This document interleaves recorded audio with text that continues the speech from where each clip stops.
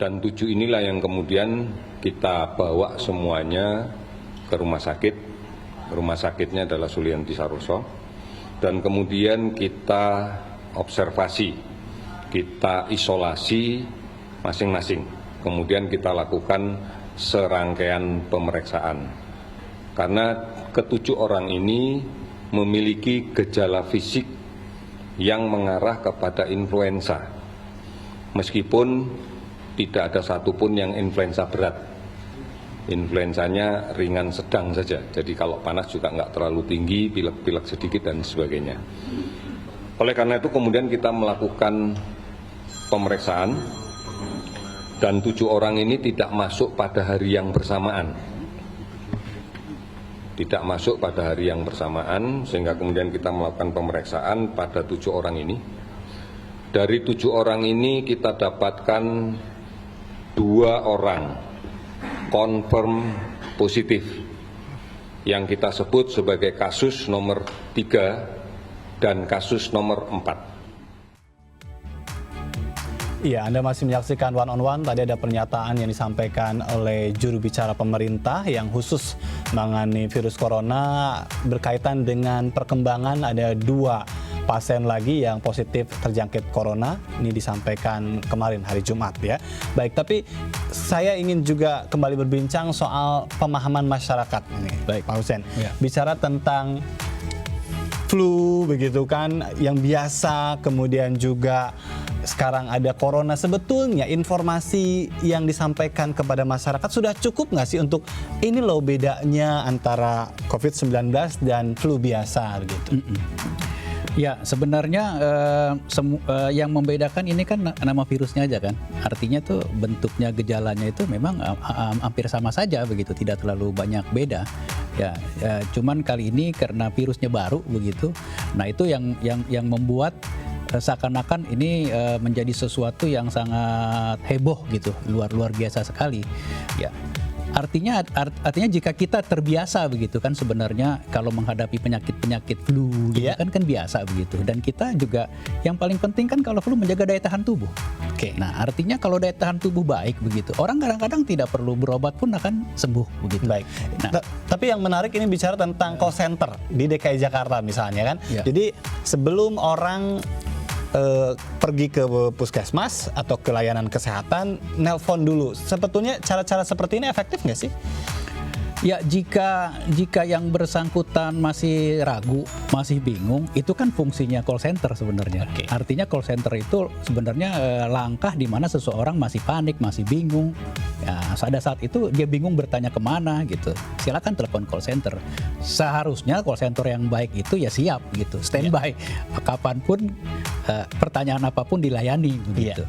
Nah, jika dia itu memang sudah punya pemahaman yang baik begitu, ya tanpa telepon pun dia bisa melakukan sesuatu yang menurut dia itu harus dilakukan. Begitu. Baik, ini kan tidak hanya terjadi di Jakarta ya, ada beberapa rumah sakit yang juga sekarang sedang menangani suspek virus corona. Artinya di banyak daerah. Tapi standar kesiapsiagaan pemerintah daerah nampaknya tidak sama. Apakah Anda setuju, Pak Hussein?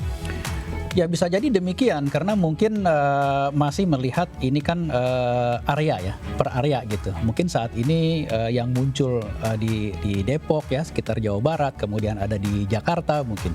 Ya saat itu ya mutlak lah mungkin daerah yang bersangkutan ini harus punya respon yang jauh lebih tinggi karena sudah ada di sana gitu.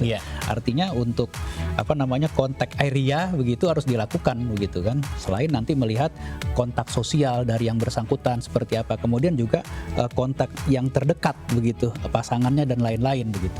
Bisa jadi daerah lain yang mungkin masih merasa resikonya tidak terlalu besar begitu, masih belum terlalu besar responnya. Tapi saya rasa sebaiknya jangan seperti itu. Harusnya bagaimana? Semua harus betul-betul mempunyai kesiapan, tim yang siap begitu, terintegrasi, komprehensif begitu kan, sehingga sudah bisa melakukan upaya-upaya edukasi sejak awal. Nah, sehingga seperti kita bilang dari awal tadi, jika terjadi muncul jangan sampai panik lagi di daerah yang bersangkutan. Begitu. Tapi terkadang ada kesan setiap kepala daerah perlu untuk bicara. Ini perlu nggak sih kalau kayak gitu dalam kondisi kedaulatan seperti ini? Ya itu apa namanya respon tingkat nasional kan memang sudah terbentuk ya. Iya. Sudah ada juru bicara sudah bahkan ada ya juru sekarang. bicara gitu. Kemudian apa namanya sudah terpadu lah bentuknya. Kemudian call center nasional kan juga ada itu. 08 12 3 kali 3114 begitu. Itu sudah ada begitu. Kemudian ya sebaiknya itu memang terfokus ke pusat begitu informasi-informasi. Nah, kalau respon-respon daerah saya rasa mungkin ini memang bentuk-bentuk yang dilakukan oleh Pemda yang bersangkutan untuk apa namanya melakukan hal yang dia lebih paham gitu tentang wilayah setempatnya begitu, tentang pola masyarakatnya, pola layanan yang ada di sekitarnya begitu. Sehingga juga kalau ingin membentuk tim yang ada di daerah masing-masing, saya sih oke-oke aja. Tetapi tentu perlu sangat keterpaduan tuh, yang pasti supaya informasi yang keluar itu memang jelas sama begitu kan. Karena yang terrecord di internasional dan lain-lain yang keluar kan sebenarnya juga dari satu pintu begitu. Ya. Karena terlalu banyak informasi juga tadi lagi-lagi ya masyarakat menjadi harus banyak memilah-milih yang belum tentu selaras kadang-kadang menyampaikannya, bisa jadi seperti itu ya. Bisa jadi. Ya.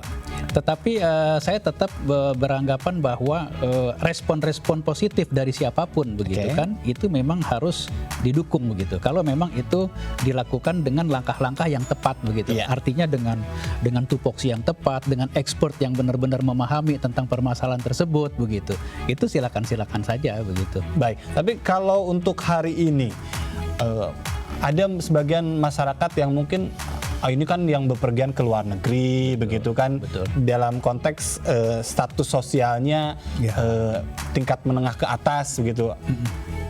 Bolehkah masyarakat bicara itu di tengah masyarakat? Artinya ya juga ya kita tenang-tenang aja gitu.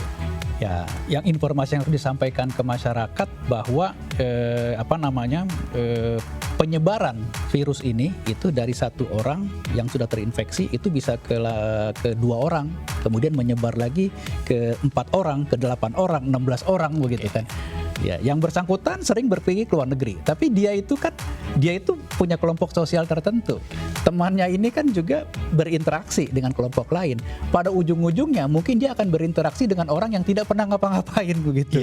Ketika dia mungkin tetangganya begitu kan, orang yang sedang berdagang dekat sana begitu. Artinya ini bisa saja semua orang itu bisa kena. Kalau memang tidak ada proteksi pada dirinya masing-masing. Yang penting itu dia harus tetap melakukan proteksi untuk dirinya begitu, hidup bersih sehat itu. Jadi benar ya, tidak harus ke luar negeri atau tidak harus ke Tiongkok. Semua orang punya potensi terkena. Walaupun begitu. memang resiko orang yang pernah datang gitu, apalagi kalau pernah dari Wuhan pada bulan ini gitu, wah itu udah luar biasa gitu kan. Tetapi kan ada secondary infectionnya gitu, ada orang yang sudah pindah ke negara lain, nah itu tentu risikonya jauh lebih besar begitu kan, karena di sana itu sudah banyak sekali kasus gitu. Di kita itu kan yang sudah terkonfirm jumlahnya sudah kita tahu berapa begitu kan, ya karena itu kita juga harus bersikap yang rasional gitu menghadapi situasi ini. Oke, ada yang menarik dari pernyataan Wapres. Kita akan simak terlebih dahulu pernyataan dari Kiai Haji Ma'ruf Amin berkaitan dengan sertifikat bebas corona, pemirsa. Pertama, memperketat masuknya baik WNA bahkan juga WNI ke wilayah Indonesia melalui pintu-pintu masuk baik udara maupun laut, memperketat ya, dengan berbagai upaya pemeriksaan. Bahkan mungkin kita itu juga akan menerapkan sertifikasi bebas corona, dan kita juga akan meneliti jejak perjalanan kemana saja dia, dari mana saja, supaya kita tahu, sehingga kalau daerah yang terdampak corona kan cukup luas. Iya baik, Pak Hussein, perlu nggak sih ada sertifikasi gitu kan? Ya ini saya juga kurang paham maksud sertifikasinya itu seperti apa begitu kan. Kalau memang sertifikat apa namanya resmi pernyataan dia bebas begitu kan, ada banyak faktor yang mungkin bisa terjadi gitu. Bisa jadi mungkin ya artinya kalau seseorang dites ya ketahuan gitu kan, kemudian ada keterangan kalau dia positif gitu, tidak berupa sertifikat lah, keterangan biasa begitu, dan itu digunakan oleh tenaga medis begitu kan sebagai dasar yang bersangkutan positif, sebagai dasar untuk men-tracing dia itu kontak dengan siapa saja, yaitu oke-oke aja. Ya itu, saya rasa mungkin maksudnya seperti itu gitu. Artinya penjelasan bahwa ini memang udah jelas positif. Saya rasa mungkin jangan ditafsirkan macam-macam. Kalau memang itu menjadi surat sertifikat gitu, bebas begitu, ya mungkin bisa akan jadi keterangan semu juga ya. Artinya keterangan semu itu seperti apa? Maksudnya artinya dengan megang sertifikat ini tidak mungkin lagi terinfeksi corona, bisa virus corona. Bisa jadi ada penafsiran seperti itu. Ini penjelasannya harus benar-benar dipahami oleh yang bersangkutan. Ya.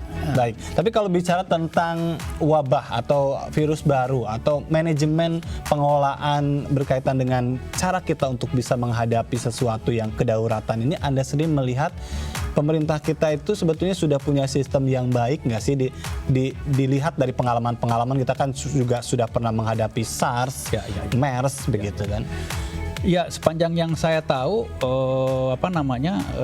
laboratorium ya yang dimiliki pemerintah sebenarnya baik sekali, saya rasa.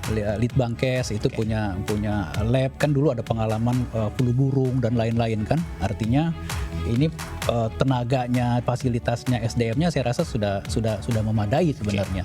Jadi harusnya menghadapi wabah-wabah baru ini itu SDM kita itu harusnya sudah mampu untuk menangani hal tersebut begitu. Ya mungkin yang lebih diperlukan lagi sebenarnya saya rasa sih, jika saya lebih melihat ke aspek informasi ke masyarakat, saya rasa. Artinya mungkin pola manajemen dan lain-lain ini sudah bergerak begitu kan. Ya, tetapi mungkin jika tidak bisa meyakinkan begitu kan ke masyarakat, sehingga masyarakat jadi menilai lemah sekali begitu kan sebenarnya pola penanganannya dan lain-lain. Apalagi jika melihat betapa hebatnya Cina misalnya membangun rumah sakit begitu cepat begitu kan dalam jangka waktu singkat, yang di luar rasional sebenarnya bisa mampu tenaganya bergerak di sana begitu. Ya mungkin masyarakat akan menilai kita punya gak sih kemampuan sehebat itu gitu. Sementara mungkin selama ini mungkin masyarakat melihat banyak beberapa hal mungkin yang masih lemah begitu kan, tanggap darurat dalam beberapa hal mungkin masih dianggap kurang baik begitu. Nah mungkin hal seperti itu ada di benak masyarakat. Kalau memang artinya informasi edukasi tentang prevention penyakit dilakukan, tetapi mungkin juga perlu penyadaran betapa kesiapan gitu, betapa kesiapan tim penanganan SDM pemerintah itu benar-benar siap. Nah itu juga harus disampaikan. Artinya informasi rumah sakit, 100 rumah sakit itu di mana misalnya. Kemudian tenaga apa yang ada di situ, ruang isolasinya dan lain-lainnya itu betul-betul sudah siap begitu, tergambar dengan baik begitu, sehingga orang nggak bingung lagi, orang nggak ketakutan lagi. Wah saya tinggal di daerah sini, kok adanya cuma di Sulianti Saroso gitu. Nah itu ya. Mungkin hal seperti itu membuat masyarakat menganggap wah ini bagaimana, saya jauh, kalau tiba-tiba terjadi saya bisa-bisa udah hal berat saya alami di perjalanan misalnya. Baik. Hal-hal seperti itu. Mungkin saja puskesmas bisa melakukan penanganan secara dini, bisa aja kan kalau itu bisa diinformasikan. Tapi lagi-lagi ini bicara tentang bagaimana kesadaran masyarakat, sudah sejauh mana sih sebetulnya tingkat kesadaran masyarakat akan kesehatan. Nanti kita akan berbincang banyak di segmen berikutnya pemirsa. Jangan kemana-mana, One on One akan segera kembali.